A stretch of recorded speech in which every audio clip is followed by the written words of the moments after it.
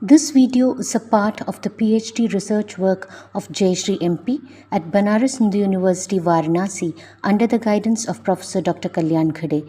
The topic of research is connected with the socio-cultural relevance of coconut.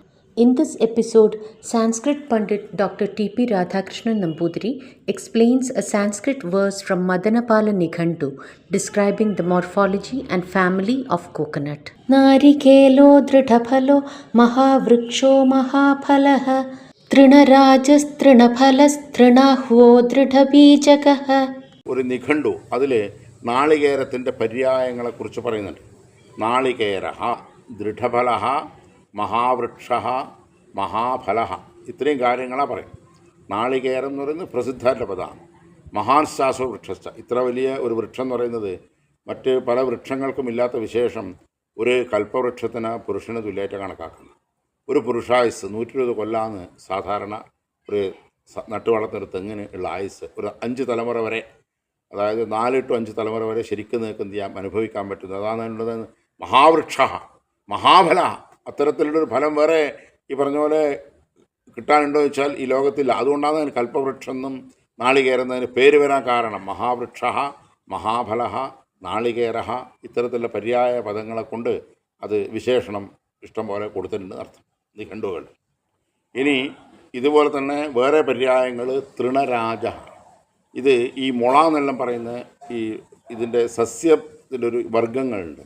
അത് നിങ്ങൾ botanical നെയിംസൊക്കെ അറിയുന്നവർക്കത് ഇഷ്ടം പോലെ അറിയാം. അപ്പോൾ ഇത് ഒരു തൃണം എന്ന് പറയുന്ന വർഗ്ഗത്തിൽ ഈ മുള, ഊയി ഇത്തരത്തിലുള്ള വർഗ്ഗത്തിൽപ്പെട്ടാണ്.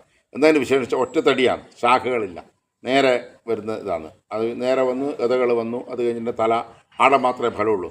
ഇതിനുള്ള വേറെ വിശേഷമായിട്ട് തല മുറിച്ച് പോയി തന്നെ അത് മരം പോയി, പിന്നെ അത് തഴുക്കുന്നൊന്നുമില്ലല്ലോ. ഇപ്പോൾ ഈ അത് അപ്പോൾ അത്തരത്തിലുള്ളതെന്ന് വെച്ചാൽ ഇനി തൃണരാജ, തൃണങ്ങളിൽ രാജൻ ആയിട്ടുള്ളത് തൃണവഹ. പിന്നെ ദൃഢബീജ, ആ ബീജത്തിലെന്ന് വെച്ചാൽ അത് ആടെ ഒരു നിങ്ങൾ വീണ് പോയെന്ന് വെച്ചാൽ ബാക്കിയെല്ലാം എന്താവും, പിറ്റേ ദിവസം ചീഞ്ഞിട്ടും കാക്ക കൊത്തിയിട്ടും പലതരം നശിച്ചു പോകും. ഇതെന്താവുന്നില്ല, ഒന്നും സംഭവിക്കുന്നില്ല. ആടെ വീണ് അത് ആടെ കിടക്കും. കുറച്ച് കാലം കഴിഞ്ഞാൽ എന്താ മഴ ചെയ്ത് ആടെ തന്നെ മുളക്കും. ആ തയ്യൻ്റെ അടുത്ത് നട്ടാൽ എന്ത് ചെയ്യാം, അതിനാവും. പിന്നെ അതിൻ്റെ ചോട്ടിൽ തന്നെ മുളച്ചിട്ടാവുന്ന തെങ്ങുകളും ഉണ്ടത്രേ. ഇത് ശരിക്കും എങ്ങനെ ചെയ്ത് നട്ടു വളർത്തേണ്ട വൃക്ഷമാണ് ഈ തെങ്ങ്. അതുകൊണ്ട് അതിന് ദൃഢബീജ് എന്ന് പേര് വന്നതന്നെ. ഒരു കുഴിയെടുത്ത് അതിൽ വീണ്ടും ഒരു ചെറിയ കുഴിയാക്കി അതിനെ ഉപ്പോ അങ്ങനെയുള്ള ബാക്കിയുള്ള അതിന് വേണ്ട അതിനുള്ളിൽ തന്നെ ജീവിക്കേണ്ടത്, എന്നാലും വളരേണ്ടതൊക്കെ എടുത്തിട്ട് ഇത് കുറേ കാലം നിൽക്കേണ്ടതല്ലേ, അത്ര കൊല്ലം വർദ്ധിക്കുന്നുണ്ട്. അതുകൊണ്ട് അതിനകത്ത് പേര് ചോദിച്ചു ഈ ബീജം ദൃഢമായതുകൊണ്ട് അതിനെന്ത് ആ ഫലം തന്നെ ടോട്ടലി അതിൻ്റെ ഫലത്തിനെ കവർ ചെയ്തിട്ട് ചിരട്ട, ചേരി അത്തരത്തിലുള്ള കുറേ കവറേജസ് ഉണ്ട്. ആ കവർ ഉള്ളതുകൊണ്ടാണ് എന്തെന്ന് ഉറപ്പുള്ള ബീജവും കുറേ കാലം നിൽക്കും.